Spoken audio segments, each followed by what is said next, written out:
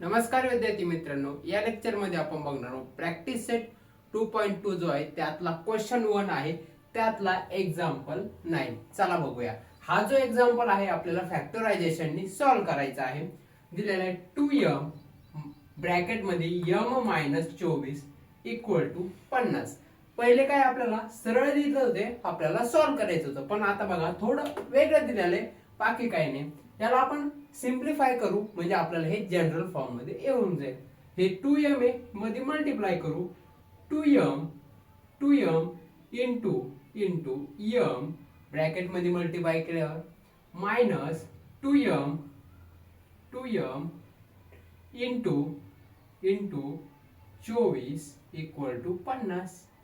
Okay, आलं इथपर्यंत. बघा 2 इंटू किती येणार 2m स्क्वेअर मायनस 24 दुने 48 m आणि हा 50 इकडे आल्यावर काय होणार मायनस, प्लस मध्ये इकडे आल्यावर काय होणार मायनस इक्वल टू 0. आलं आपल्या जनरल फॉर्म मध्ये हे आलेले. आता आपल्याला स्प्लिट करायचं आहे. a इंटू सी घेतो आपण. a आहे आपल्याकडे किती बघा 2 आणि c आहे मायनस 50 आणि हा येणार 100 हा मायनस. ओके, मग याला काय करायचं, या 100 ला आपण काय करतो फॅक्टरायझेशन मध्ये असे दोन नंबर घेतो ज्याचा मल्टिप्लिकेशन 100 येणार पहिले, आणि मग आपण काय करतो ह्याची ऍडिशन किती आली पाहिजे 48. ओके, बघा आता आपण 50 आणि 2 असे दोन नंबर घेऊ. तर बघा यांचा दोघांचा मल्टिप्लिकेशन येतोय का 100. 50 दुने 100, पण आपल्याला किती पाहिजे -100. चालता. आता बघा -48 पण बेरीज पाहिजे, या दोघांची बेरीज किती पाहिजे -48. त्याच्यासाठी काय करावं लागेल आपल्याला, मोठ्या संख्याचं साइन आपलं मायनस पाहिजे. आपल्याला रूल माहिती आहे ना, मोठ्या संख्येतून लहान संख्या मायनस करायची आणि जे मोठ्या संख्येचं साइन आहे तेच उत्तराला येणार आहे. मग इथं बघा मायनस आहे, तर मग आपल्याला मायनस साइन पाहिजे, तर काय करावं लागेल मोठी संख्या आपली मायनस पाहिजे. आता बघा 50 इंटू 2 100 सॅटिस्फाय झालं. ओके बरोबर. आणि 50 प्लस 2 -48 येते आलं. चला आता इथं काय जशाच तसं लिहून घ्या 2m स्क्वेअर आणि हा 50 मायनस 50m मग plus 2m minus 50 equal to 0.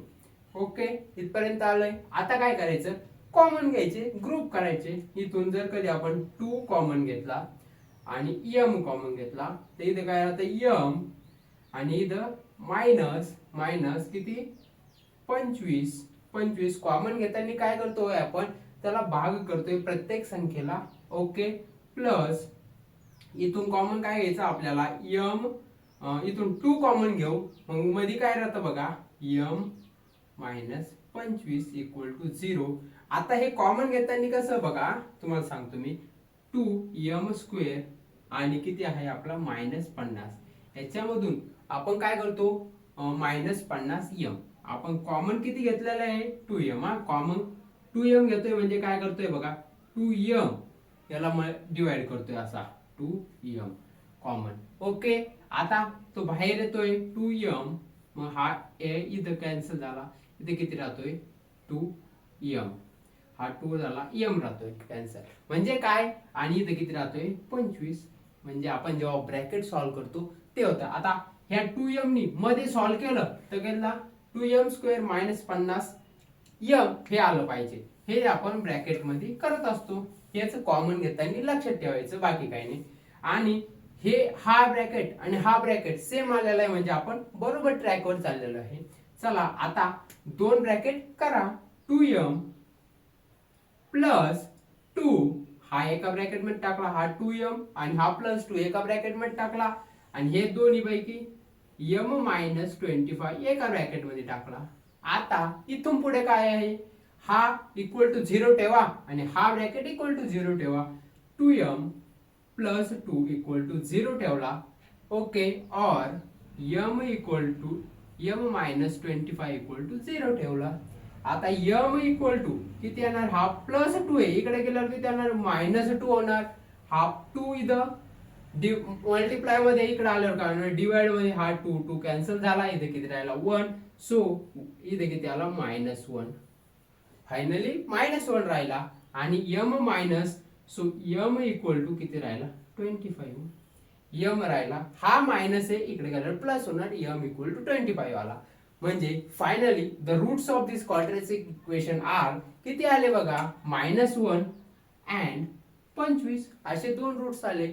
Okay, कळतंय का? काय नाही, आपण याला मल्टिप्लाय केलं मध्ये आणि सिम्प्लिफाय केलं, मग इथं त्याला फॅक्टर पाडले, त्याच्याच मिडल टर्मला त्याला सेपरेट केलं आणि सॉल्व्ह केलेलं आहे, बाकी काही नाही. हे फॅक्टरायझेशन आपण सॉल्व्ह करतो. ओके मित्रांनो, अशाच व्हिडिओसाठी आपल्या चॅनलला लाईक करा, शेअर करा आणि सबस्क्राईब करायला विसरू नका. भेटूया नेक्स्ट व्हिडिओमध्ये, तोपर्यंत धन्यवाद.